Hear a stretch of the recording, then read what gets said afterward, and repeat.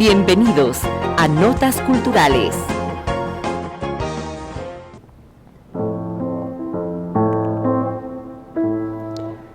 Este piano cuenta quizá la historia de la Radio Casa de la Cultura Ecuatoriana. Es precisamente en este instrumento donde los músicos célebres del país, como Huberto Santa Cruz, Gonzalo Benítez, Luis Alberto Valencia, interpretaban y cantaban música ecuatoriana. Hoy la radio cumple 65 años de vida. La Radio Casa de la Cultura Ecuatoriana está de aniversario. Quito, por más de 65 años, tiene un medio de comunicación que emite su programación eminentemente cultural y de servicio público. Es la Radio Casa de la Cultura Ecuatoriana. Desde los transmisores ubicados en la Loma de Puengasí, en el centro del Distrito Metropolitano de Quito, se emiten las ondas de radio para cubrir el norte, el sur y los valles de la capital ecuatoriana. Muchos profesionales han forjado este medio de comunicación institucional. Hoy recordamos sus voces y su aporte para el surgimiento de este medio que emite su señal en los 940 kilociclos en amplitud modulada. 1949. Fue Benjamín Carrión el creador de la Casa de la Cultura, quien consiguió del exterior los recursos para el funcionamiento de la radio. Laura de Crespo, Osvaldo Guayasamín, Pío Jaramillo Alvarado, el dúo Benítez y Valencia eran asiduos colaboradores de la emisora.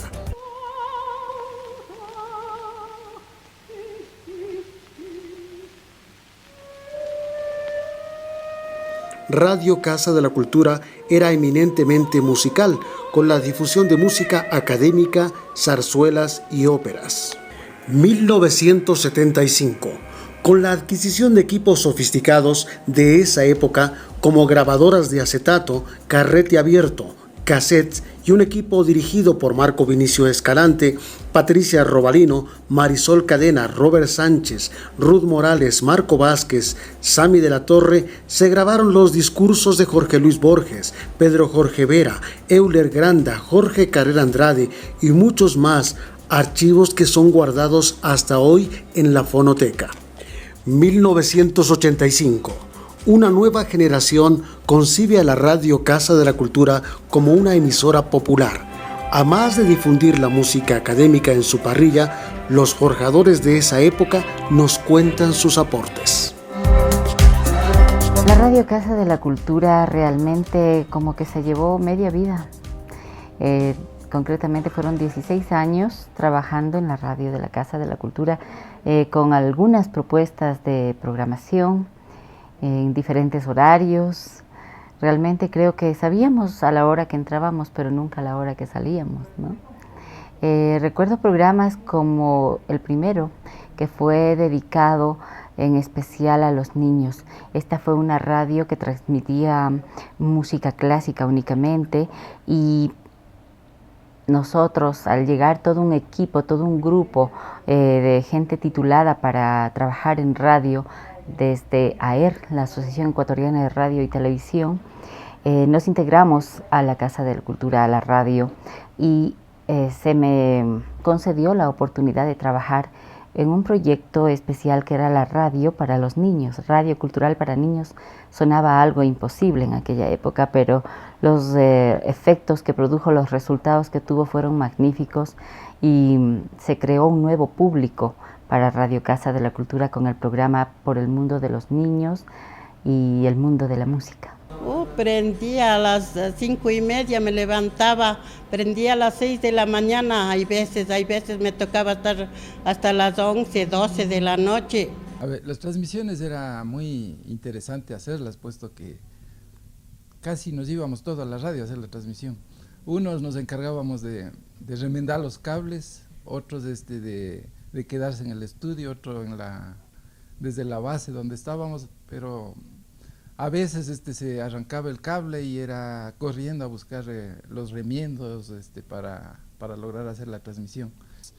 Toda una instalación adecuada para radio que fue construida y que teníamos los estudios incluso para conciertos, teníamos el auditorio, teníamos la sala de grabación, una amplia para radioteatro, la otra sala que era la de la máster, donde pasaba Don Pepito, que era típico encontrarle a Don Pepito y ahí en esos días. Eran unas cabinas lindas que guardan toda su historia. Ahora lamentablemente ya no tenemos ese espacio, pero tampoco tenemos un registro fotográfico ni de video, pero tenemos clarísimo en nuestras memorias cómo fue, que si nos ponen a describir es como que estuviésemos entrando ese instante mismo con Marco Muñoz, con toda la gente que estaba ahí, la gente de radioteatro, de la época de oro del radioteatro que llegaba ya a esas instalaciones. A ellos a revivir sus momentos y a conocer cómo estaba Radio Casa de la Cultura.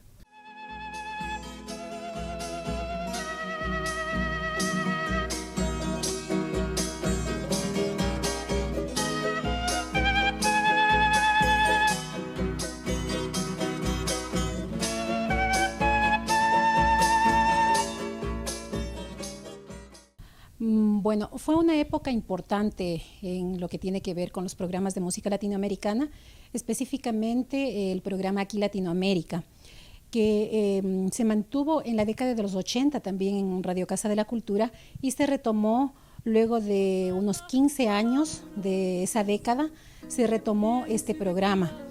Con mucho éxito realmente, no solamente por la parte de difusión de la música latinoamericana, sino también de recuperación de lo que tenía que ver la producción de los grupos ecuatorianos, la unión de los grupos latinoamericanos de Ecuador, que tuvieron una importante producción en la década de los 80 y luego prácticamente fueron desapareciendo cada uno de ellos. Entonces, en el programa Aquí Latinoamérica se recuperó, se unió a los grupos ecuatorianos de música de mensaje social específicamente.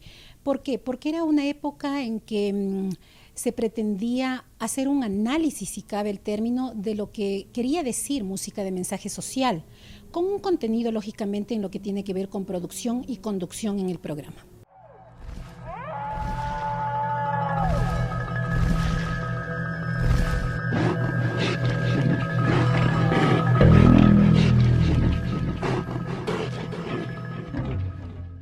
En esta radio, en la radio de la Casa de la Cultura, una noche, luego de selecciones nacionales, se dio paso a la creación de un programa especial porque nos gustaba despertar muchas emociones en la audiencia, y una de esas emociones que estaban como pendientes era el miedo. Y así nació aquí en la radio de la Casa de la Cultura el programa La Puerta del Terror, que tuvo un eco social realmente impactante. Incluso fue asumido por otras emisoras posteriormente. Una inquietud de amigos, de compañeros, sobre todo de trabajo, nos llevó a hacer un día 1 de octubre, no le llamaría un evento, sino simplemente un deseo inmenso de que nuestra música y sobre todo el pasillo se lo escuche por medio de los 940 de la radio de la Casa de la Cultura. Eso fue el primer año. El segundo año también se lo hizo aquí en la radio, pero ya me parece que con 2 o 3 artistas invitados.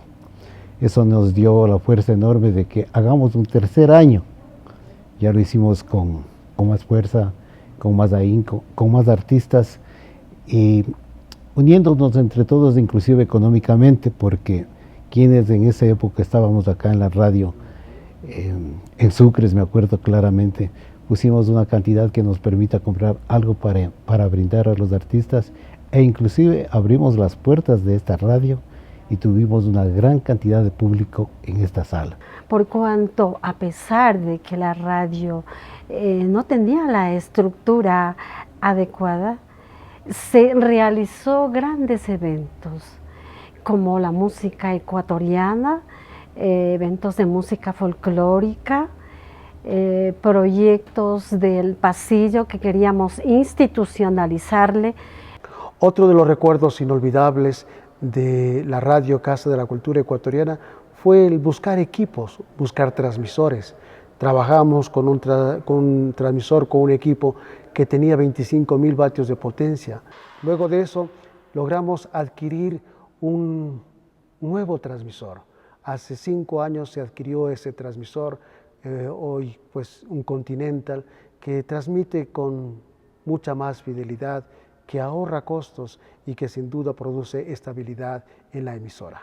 La Radio Casa de la Cultura Ecuatoriana obtuvo 2 premios consecutivos, 2 premios nacionales de investigación periodística. Me refiero al trabajo de investigación sobre propiedad intelectual. El 2010 se trabajó un reportaje sobre lo que es la piratería, y el año siguiente, el 2011, insisto, por segundo año consecutivo se obtuvo el primer premio en radiodifusión.